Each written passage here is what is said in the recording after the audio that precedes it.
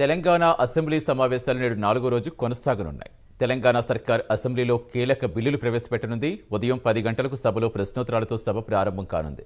నేడు తెలంగాణ అసెంబ్లీకి ROR 2024 bill సభలో మంత్రి పొంగులేటి శ్రీనివాసరెడ్డి ప్రవేశపెట్టనున్నారు. పూర్తి సమాచారం ఇచ్చేందుకు మా కరెస్పాండెంట్ చందు లైవ్లో జాయిన్ అవుతున్నారు. Good morning Chandu. ఈ రోజు 4వ రోజు ఏ విధంగా కొనసాగే అవకాశం ఉంది? ఇంకా ఏ బిల్లులు సభలో ప్రవేశపెట్టబోతున్నారు? ప్రతిపక్షాల వ్యూహాలు ఎలా ఉండబోతున్నాయి?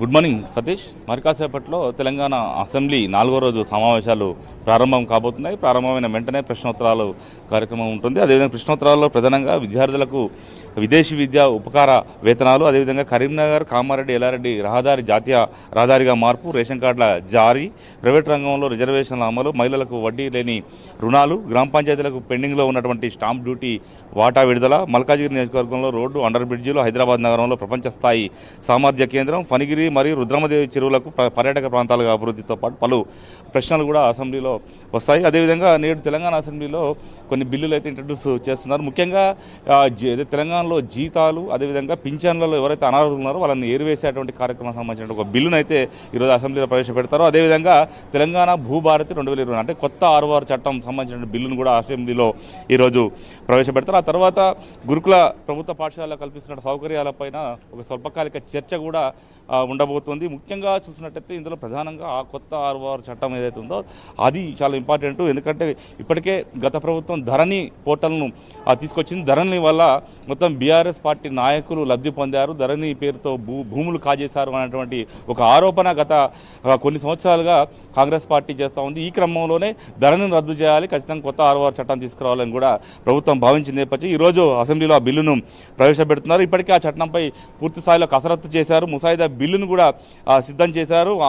అదేవిధంగా క్యాబినెట్లో కూడా దీనికి ఆమోదం అయితే తెలిపారు. ముఖ్యంగా కొత్త ROR చట్టంలో భాగంగా ప్రస్తుతం ధరణిలో ఉన్నటువంటి అనేక మార్పులు చేర్పులను కూడా చేయబోతున్నారు. ముఖ్యంగా అందులో 33 మాడ్యూల్స్ ఉండడం వల్ల చాలా ఇబ్బందికరంగా మారిన నేపథ్యంలో వీటన్నిటిని కూడా సార్ట్అవుట్ చేయాలి. ఖచ్చితంగా రైతులకు చాలా మేలు చేరగల ఈ చట్టం ఉండాలని చెప్పి కూడా ప్రభుత్వం భావిస్తుంది. దీనివల్ల అక్రమార్కులకు చెక్ పెట్టాలని కూడా ప్రభుత్వం భావిస్తున్న క్రమంలో ROR చట్టాన్ని మాత్రం చాలా ప్రతిష్టాత్మకంగా తీసుకొని ఈరోజు అసెంబ్లీలో ప్రవేశపెట్టబోతున్నారు. ఇక మరోవైపు చూసినట్టయితే బీఆర్ఎస్ కూడా ఇప్పటికే 4 రోజులుగా అసెంబ్లీలో ఏదో ఒక ఆందోళన చేస్తూ ఉంది.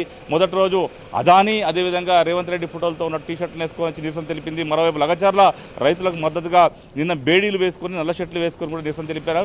అదేవిధంగా ఈరోజు ఆటో కార్మికులకు 12,000 రూపాయలు ప్రభుత్వం ఇస్తామని మేనిఫెస్టోలో పెట్టింది. కాబట్టి ఖచ్చితంగా హామీని నెరవేర్చాలంటూ కూడా ఈరోజు ఆదర్శ్ నగర్ ఎమ్మెల్యే క్వార్టర్స్ నుంచి అసెంబ్లీ దాకా ఆటోల్లోనే కాకి దుస్తులు ధరించి రావాలని కూడా బీఆర్ఎస్ పార్టీ డిసైడ్ అయింది. అదేవిధంగా ఇదే అంశంపై వాయిదా తీర్మానాన్ని కూడా ఇచ్చింది. ఇప్పటికే వాళ్ళంతా కూడా ఆదర్శ్ నగర్ ఎమ్మెల్యే క్వార్టర్స్ నుంచి ఈ అసెంబ్లీకి రావాలని ప్రయత్నాలు అయితే చేస్తున్నారు.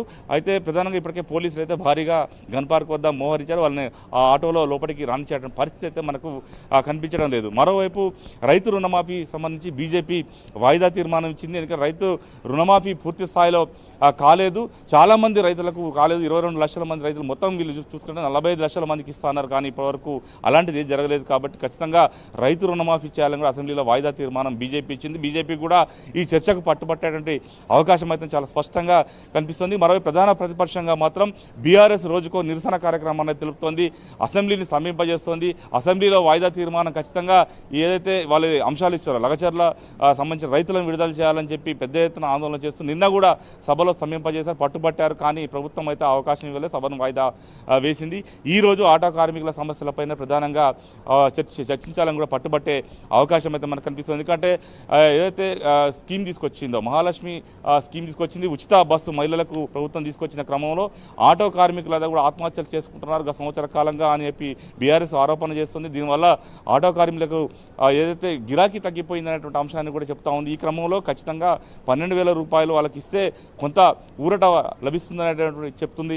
ఈ క్రమంలోనే వాళ్ళకి మద్దతుగానే ఈరోజు అసెంబ్లీకి రావాలని డిసైడ్ అయింది. మొత్తంగా చూసినట్టయితే అసెంబ్లీ సమావేశాలు అయితే చాలా వేడిగా అయితే కొనసాగుతూ ఉన్నాయి.